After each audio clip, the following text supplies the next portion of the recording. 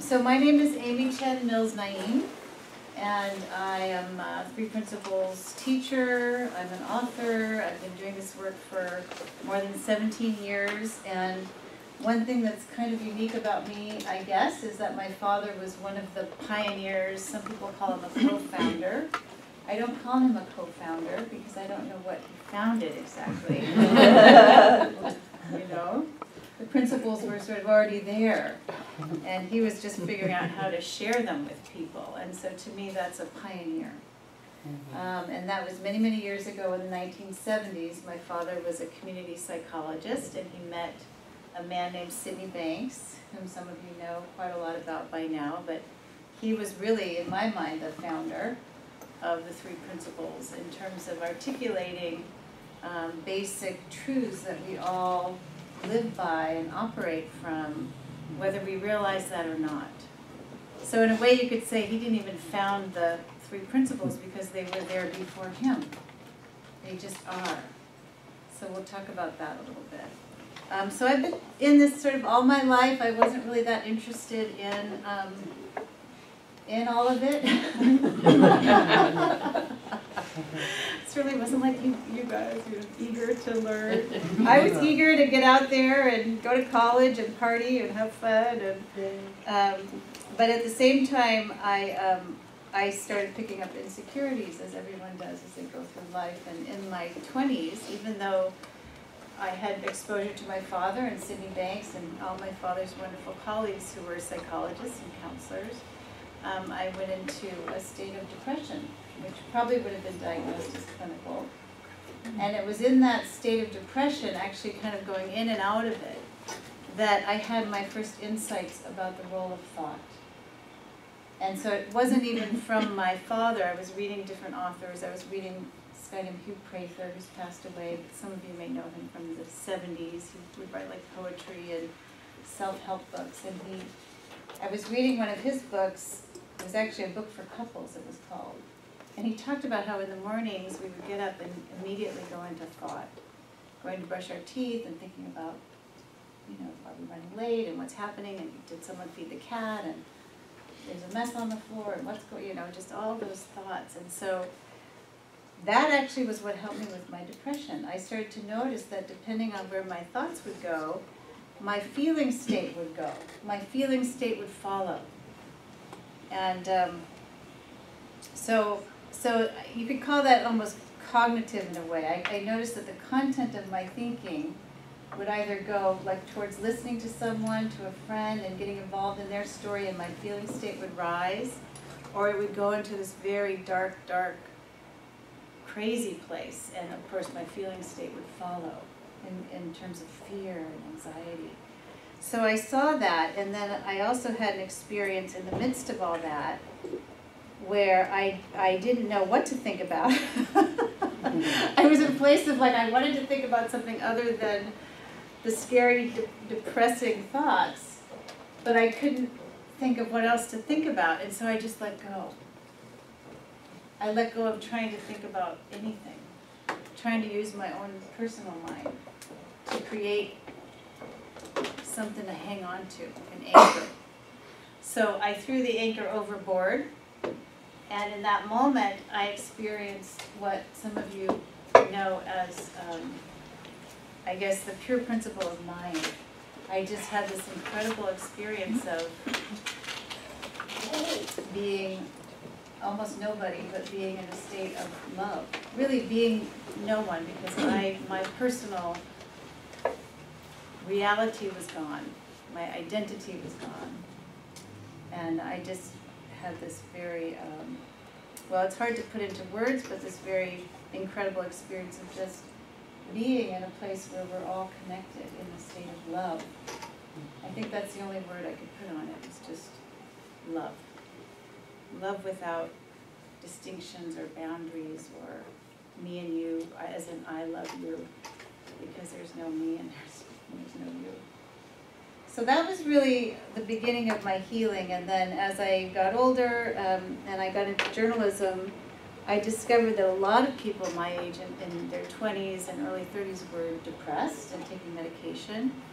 And I started to write about that because I was wondering, you know, in terms of what the treatment was at that time. It was pointing towards Prozac and the new SSRI medication. So everyone was thinking that it's all your brain chemistry. So if you have depression, it's all your brain chemistry, and the best you can do is medicate. I mean, there was still therapy, but everyone was so excited about these medications that that was the big message going out in the magazines. So I wrote an article about the human spirit. Where's the human spirit in all of this? And how did I heal, given that these medications were not available to me when I was depressed? You know, what was it that was the healing mechanism for me? And then I became very interested in my father's work and the work of his colleagues, and I started interviewing his colleagues who were psychiatrists, and I interviewed, you know, psychiatrists coming from the traditional biomedical approach. And as I was writing the article, it just struck me how much sense these three principles psychologists and psychiatrists were making. Everything they said to me made sense. And not only did it make sense, but when I talked to them, they were coming from such a space of humility themselves. Like saying, you know, I was a psychiatrist for many years and I myself was depressed. So I don't know what I was doing. I was the blind leading the blind. I couldn't help people become happy because I wasn't happy. But I was trying, I was prescribing medications, I was doing my best, but I would go in and out of these dark periods. And it wasn't until and I'm actually thinking of Bill Pettit right now, who some of you may know, it wasn't until I discovered the role of thought in my life and my own innate mental health that I really felt like I could start to help others at the root of the problem. So that article changed my life. I realized I was going to stop being a journalist. My heart went out to these depressed people that I was interviewing. I felt like telling them, you know, well, I've talked to this other psychiatrist, and he says there's something called innate mental health. Maybe you could talk to him. And I kept forgetting I was supposed to be writing an article because I just wanted to help, because I could see there was an answer, there was a way, you know. And it had worked for me, even though I wasn't in the three principles. It was the same mechanism that worked for me in overcoming depression. So that's how I got involved, and actually, in the midst of writing the article, I thought, that's it for me. I'm done with journalism, this particular kind of investigative journalism, which I think is worthwhile, for sure, but for me, all of a sudden, it was like, I have a different path here. And I got involved in Santa Clara County's Three Principles Services. It was called Health Realization at the time, and it was kind of just getting started. I think Linda was in my little cohort, and Gabriella was in my cohort of trainees, and I did about a 2-year training program with Health Realization Services, and then I went to work in the jails and the work furlough programs, in juvenile hall, working with kids in minimum security, maximum security, working with county employees. So all of that is in my background, and so now I've started my own sort of coaching and training practice, and been through my own journey, you know, in the last 5 years of discovering more deeply these principles, actually, and how they relate to me and how I see life.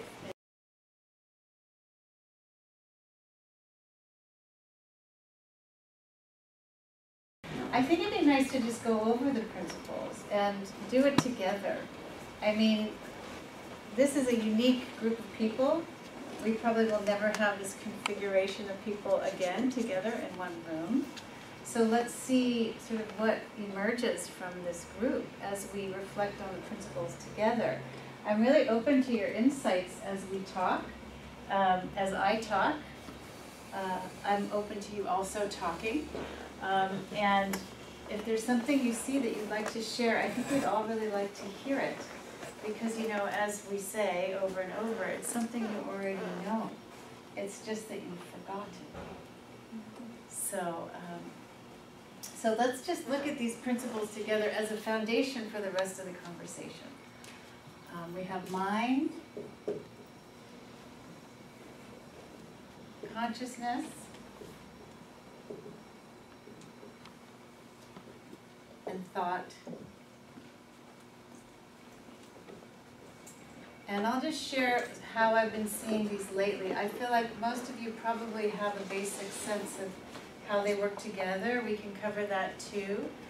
But going over these in the way that seems fresh to me, it may actually sound exactly like how I taught 10 years ago. I have no idea. But this is what feels fresh to me. So mind, the energy of all life, and the intelligence of all life, whether in the form or formless. Some people say God. This is what we are. We can't escape being this because it is the energy of all life, whether in the form or formless. And because there's an intelligence to it, we don't have to think too much. That's the problem, is we start thinking too much. We already have an intelligence within us that is responsive. You know, the way that flowers grow naturally, responding to an inner impulse that's like in their DNA and their cells. They're not thinking about growing, they're growing. Now you might say there's thought there, because thought to me is that creative function. The thought of the next cell, the thought of the next cell. That's this mind operating in life.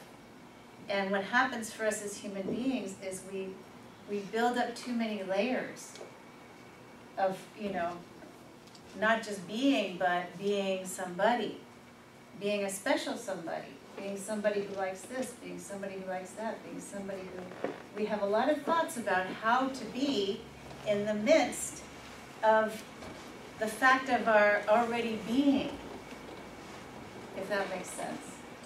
We already are. That's why we call it innate mental health. We already are healthy. We already are connected to this, you could say divinity, you could say this universality, this energy. There's nothing to add to what we are. It's actually been the adding that's been the problem. You know, adding that, okay, I need to strive to be somebody, or I need to, or because of this that happened in the past, I now need to overcome that, I need to think my way through this. It's all thought. Do you see that? It's all thought. So the minute thought quiets down, and we're okay not knowing who we are, or what we are.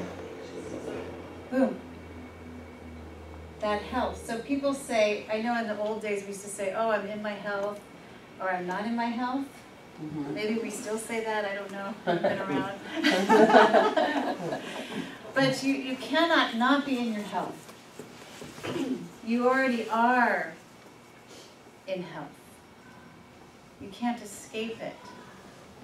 You can have an experience that you define as not being in your health via your thinking, but it doesn't mean anything. It's just thought.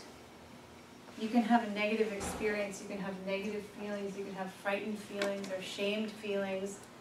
Doesn't matter. Nothing has taken you away from health. Nothing has taken you away from, let's just say, quietness. That inner silence. There's just noise now.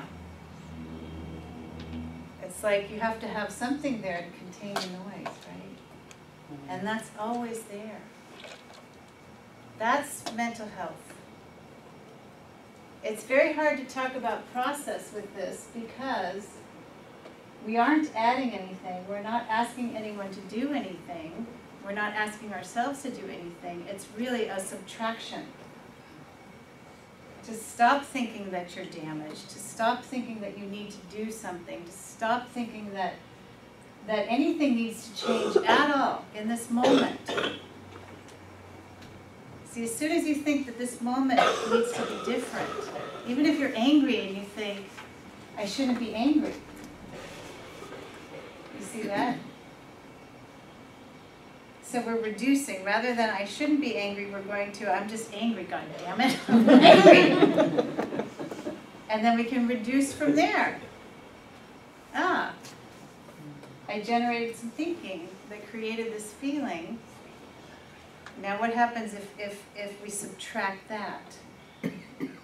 Subtracting, you see? So that's mine, to me. It already is. See, I used to think, even though I was in the principles, and we kept saying, you already have health, and there's nothing to do, and there's nowhere to go, I still felt like there was somewhere to go. Because we talked about levels of consciousness. So you think about, oh, well, what level? Maybe I'm at level 15, and maybe there's 20. Where's Sid? Oh my God, he's like, you know. So I was always sort of thinking I was on a journey, you know, going up. And it's true, you are. I mean, in the world of form, the form of thinking, you are on a journey going up. You're letting go of things and you're feeling better, you're feeling lighter, you're seeing life differently, you're seeing life from a more universal perspective. But then when I saw, you know, even when I'm thinking in a negative way, it hasn't changed anything about what I am. I have always been this, if that makes sense. And I saw, oh my God, there's no such thing really as levels. It's an illusion. There's an illusion of levels, but actually, there's no such thing. And Sidney Banks talked about it. I don't know if some of you saw him in Richmond. He had this beautiful talk in Richmond. I think after he finished talking, it was silent for maybe 5 or 10 minutes in that room. And he talked about, look, this whole journey is like there's a bush, a hedge, a high hedge, and you've got a ladder, and you're climbing up the ladder, and you go up one rung, and you go up another rung, and each time you go up, you see a little bit more, the view is bigger, you know, you're getting the big picture now. And he said, and then you get to the top of the bush, and you realize there never was a bush. Because it all was just an illusion. So now for me, I just see it differently. It's like let me see if I can describe this well. I just kind of relaxed. I said, oh, it doesn't matter. You know, and I go through emotions, and I go through negativity, and I go through moods, and sometimes there are issues in my family or with my husband, but this sense of me not really being affected by that, or it's somehow involved in that, really, if that makes sense. I'm involved in it because it's the world of form, and in this world of form we will always have conflict and stuff going on, because forms can actually bump up against each other, whether they're the forms of thought or two cars in the road, right? We will bump up against each other. And that will happen until the day we die. Mm-hmm. But when you realize it doesn't matter, because you already are in this moment, in this room, every single one of us, already this. And this is just within every form and unaffected by all of it. If that makes sense. So that was huge for me. To say, oh, okay. No more levels. And I'm not saying, you know, might not, in some context, maybe you talk about levels. Maybe that makes sense. But to see that it's not real. So, any thoughts on that so far?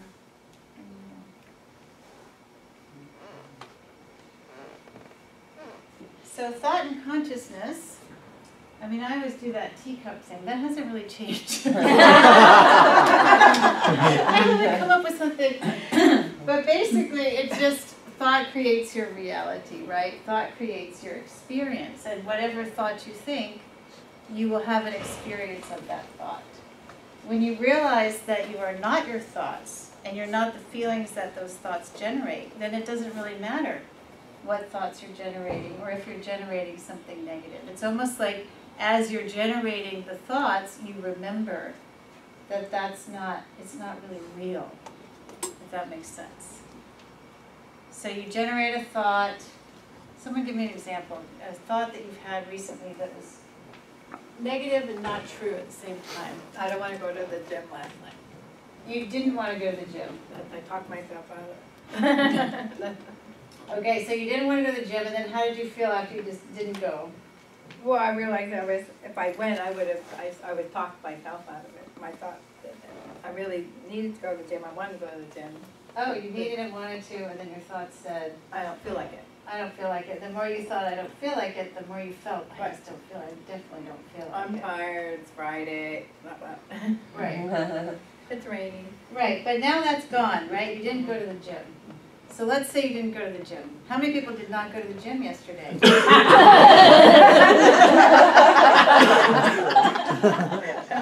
great to go to the gym. However, thought. We could put anything here. I didn't go to the gym. Or I wasn't able to help my son. I'm not able to help my son. I'm not able to help my son. Whatever it is. I'm not this, it's not, I didn't do it right, da, da, da, da. Whatever you think is what you experience. So the fact of not going to the gym is a fact in one moment of time. The next day, do we relive that moment in time? It's not even reliving that moment, it's reliving our thoughts about it. Does that make sense? So how many times will we say, I didn't go to the gym, I didn't go to the gym, I didn't go to the gym? In the meantime, life is happening. There's something in this moment that's really beautiful. Gabrielle and I were talking a couple days ago. So we're thinking about doing a retreat together. Well, we've committed now, like it or not. It's on Facebook, actually. And she was talking about this idea of being spiritual. Like, okay, if we're spiritual, then we're, just so people get these ideas about it, being sort of, we're going to be flying around in the air or something, we're going to be at a high level of consciousness, and we won't be eating food, we'll just be processing sunlight. I did not say that, though. For the record. But Gabby was saying, you know what, she was using the word grounded a lot. She was saying, but I really feel like this quote-unquote spirituality has me grounded in what is in this moment. In the physical part as well, is what I was hearing. The physical part in terms of what's around us and the floor beneath us. It's kind of like, I think, how my kids are driving over here. Little Tori was, there are raindrops on the windows of the car on the outside. And you know how when the car's driving, then they do these little patterns. Yeah. And she was putting her hand, and I don't know what she was thinking, but she was, following them. And I remember doing that as a kid, just really getting into these raindrops and watching them, how they would move against the water. And that's being present. It doesn't mean you leave the world, it means that you discover the magic that's already here in the world. The mind that's in form. The formless mind that's in form. And because you are that mind, it's like you're discovering this new aspect of yourself, which is the raindrops or the cloudy sky or the humidity it's coming into this present moment without thinking about it. If that makes sense. So these thoughts about I didn't go to the gym, they just really create a layer of thinking kind of around the moment, around our vision, let's say, so that we're not experiencing what's happening right now. We're experiencing this thought about I'm. So this is another thing, this I thing, which I think would be interesting to talk about as well. So for those of you who are more new, the thought I didn't go to the gym, or I didn't do the right thing, or I messed it up, or I will mess it up. I've always messed it up. I've always messed it up. That just creates this feeling in us, because every thought has a certain flavor, a certain feeling to it. And so we just create, we just create, we just create. And we are the ones creating. So the minute you see that with this divine logic that you already have in you, that you're creating your own feeling of disconnection from life, then you have a chance, right? Then you have an opening to say, oh, wait a second, maybe I just don't go there. Maybe I don't care anymore that I didn't go to the gym. Maybe that just ends.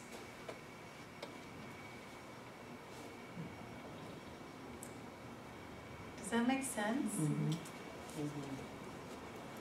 It's so simple, that's the thing. It's so simple because it's just thought. And we don't have to analyze it. We don't have to say, well, what is the thought? Where did it come from, this desire to be at the gym? Or this shame that we do to ourselves. I am not okay. That's the huge one. I am not okay. I am not okay as a mother. I am not okay as a wife. I am not okay as a human being. That one, I would just encourage you to really see it as a thought. Because that's one that people carry all their lives. And they apply it in all these situations, whether they're like, say, practitioners, I'm not good enough as a practitioner. I'm not good enough. And they'll just take it everywhere.